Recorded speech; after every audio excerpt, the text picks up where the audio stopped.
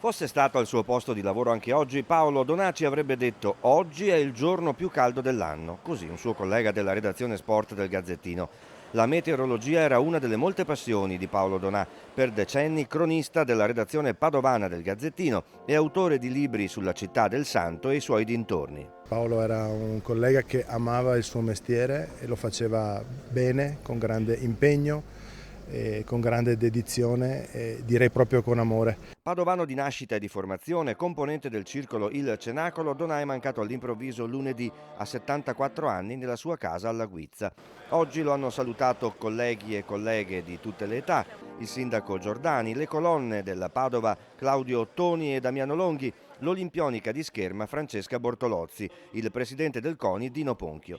Sulla bara una maglia biancoscudata col numero 10, un uomo giusto dalla grande cultura e dalle grandi capacità, lo ha ricordato il parroco della Paltana. Paolo aveva tanti interessi, i viaggi, il turismo ed era uno che amava stare in mezzo agli altri, un peccato che sia morto da solo.